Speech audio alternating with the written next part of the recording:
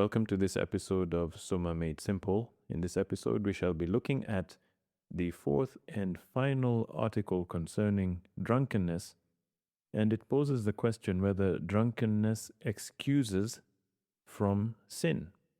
Does the fact that a person is drunk when they do something wrong excuse them from the liability of having committed a sin? And interestingly enough, I got a question from one of the listeners who asked whether if a person is drunk, right, and then they run someone over and put them in hospital or kill them, are they guilty of a sin? I mean, of course, from, like the legal point of view, they'd probably be guilty of, I think it's called culpable homicide. I don't know the technical term, but yeah, you'd get arrested. You'd be in big trouble. But he was asking, is it a sin? Because there's no direct alignment all the time between sins and crime. So, for instance, if you're driving 10 kilometers per hour over the speed limit or 5 kilometers per hour over the speed limit, maybe you're breaking the law, but you're not necessarily committing a sin. So that's where he was coming from. He was asking, given that when a person is drunk, they don't actually fully know, they're not fully aware of what they're doing, so they don't have full freedom. Are the things that they do, which in that state are wrong, is anything that they do which is wrong, and in that state where they're not in full control, is it a sin? That was his question. And that's actually what's covered in this article, whether drunkenness excuses from sin. Objection 1, it would seem that drunkenness does not excuse from sin. So from that already we can deduce, okay, St. Thomas is going to make the argument that drunkenness does excuse from sin. So does it mean that if I put someone in hospital while driving while drunk, I haven't committed a sin? Let's read on. He's going to get into that. It would seem that drunkenness does not excuse from sin, for the philosopher says in Ethics Book 3, Chapter 5, that the drunkard deserves double punishment. Therefore, drunkenness aggravates a sin instead of excusing from it. So he's quoting Aristotle, who said that the drunkard deserves to be punished twice. So definitely, drunkenness does not excuse from sin. Objection 2, further, one sin does not excuse another, but increases it. Now, drunkenness is a sin. Therefore, it is not an excuse for sin. That's pretty straightforward. If something is a sin, it cannot be an excuse from a sin. Otherwise, it's contradicting itself. Objection 3. Further, the philosopher says in Ethics 7, Part 3, that just as man's reason is tied by drunkenness, so it is by concupiscence. You remember we said concupiscence are those natural leanings or natural inclinations we have towards certain things, most notably of which are the things which keep us alive, such as food, drink, and sex. So the point here is that the philosopher says in Ethics that just as a man's reason is tied by drunkenness, so it is by concupiscence, by those natural leanings. They can affect basically our desire for food, drink, and sex, and those things which keep us alive can affect our straight thinking, or it can reduce our ability to think straight. But concupiscence is not an excuse for sin, neither therefore is drunkenness. On the contrary, according to Augustine, Lot was to be excused from incest on account of drunkenness. Remember the story from Genesis where Lot had escaped from Sodom with his daughters. His wife had died, and then there were no more men left, and then his daughters wanted to have children, so they got him drunk and then got him to commit incest, etc., etc. All the details are then in the book of Genesis. And then according to Augustine, Lot was to be excused from incest because he was drunk at the time. So it was not a sin on his part. So St. Thomas, expounding on that drunkenness does excuse from sin, says this: I answer that 2 things are to be observed in drunkenness as stated above in Article 1.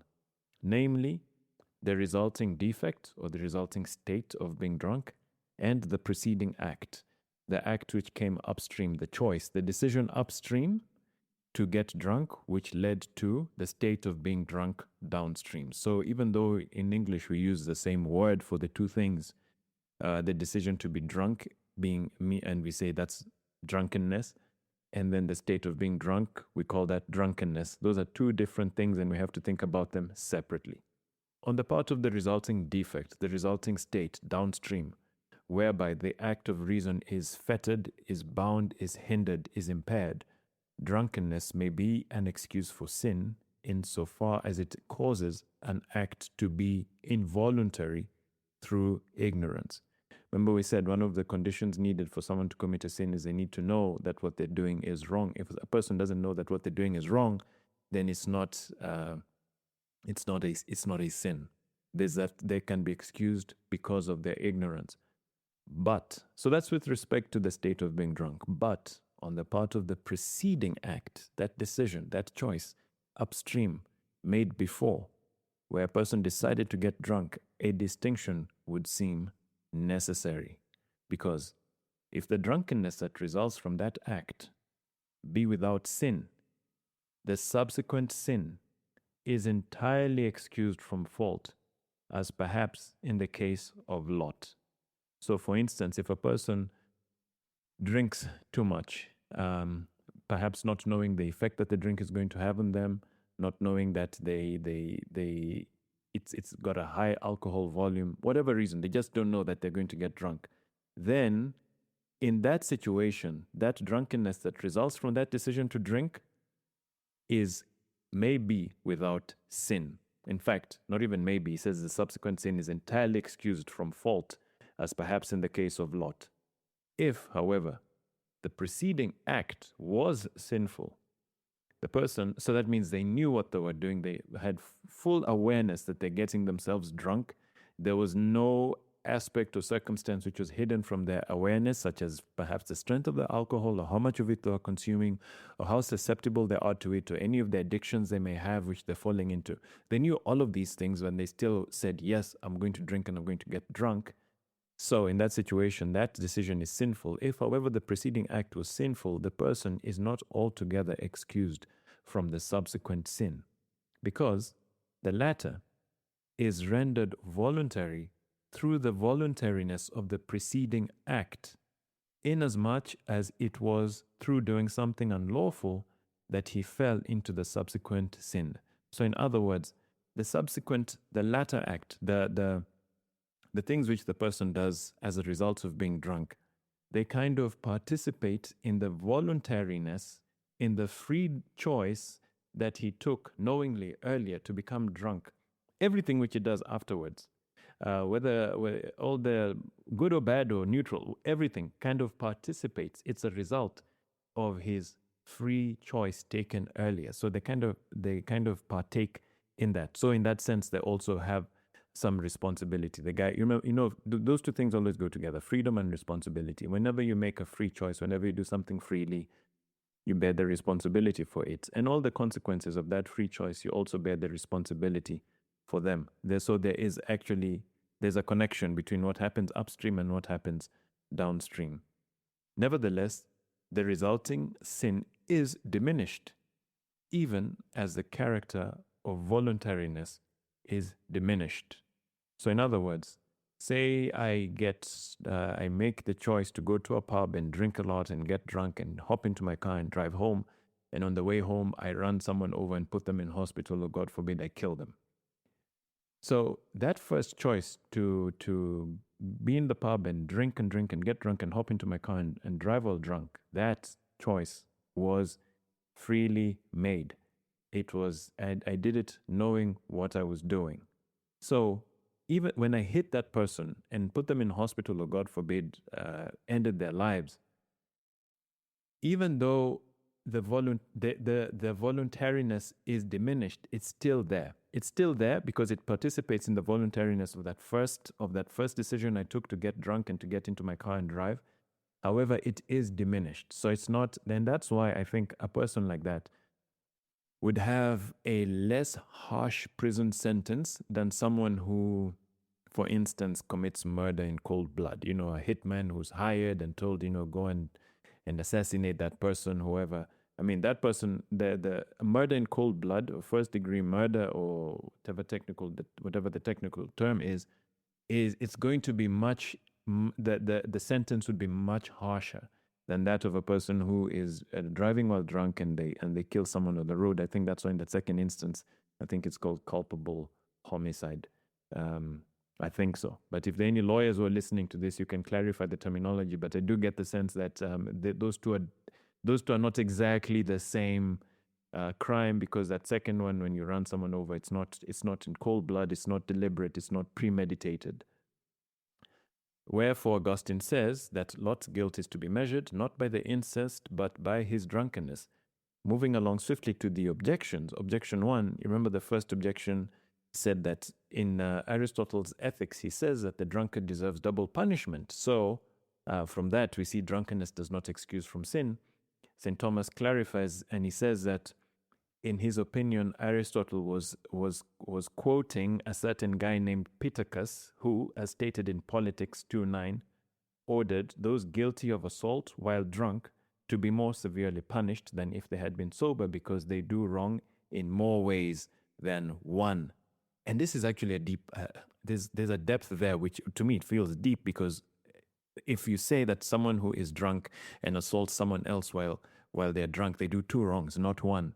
What's the first wrong? I mean, the obvious wrong is that they assaulted someone, but what's the other wrong? And that points towards, there's this Catholic idea or Christian idea. It's in the Bible, that idea of the mystical body of Christ, the communion of saints, that all of us are actually connected. We are all united. And if you want to use a kind of like New World way of thinking about it, that, perhaps de-Christianizes a Christian idea, you can think of the Force in Star Wars, something that unites all of us and makes us be aware of each other's presence, and the good things which I do affect someone else on the other side of the world, and the bad things which I do affect someone else on the other side of the world. I mean, of course, even the people who I live right next to and who I live with, of course, that goes without saying.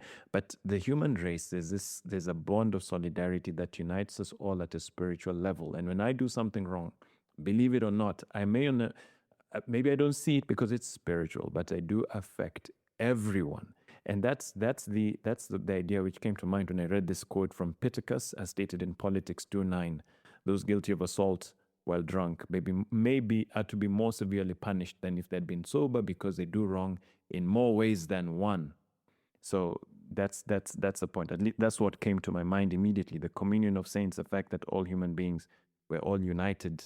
There are bonds which unite us, which perhaps we don't see. But whenever you do something good or something evil, it affects the rest of mankind. It affects the rest of humanity. Objection 2, further, one sin does not excuse another, but increases it. Now, drunkenness is a sin. Therefore, because drunkenness is a sin, it is not to be an excuse from sin. And St. Thomas replies that drunkenness may be an excuse for sin, not in the point of itself being a sin, but in the point of the defect that results from it, as stated above. Basically, just expounding on the point that we said, that we have to have, there's a nuance there. You have to understand that when you use the word drunkenness, it's used in two senses, and you have to understand what sense you're referring to.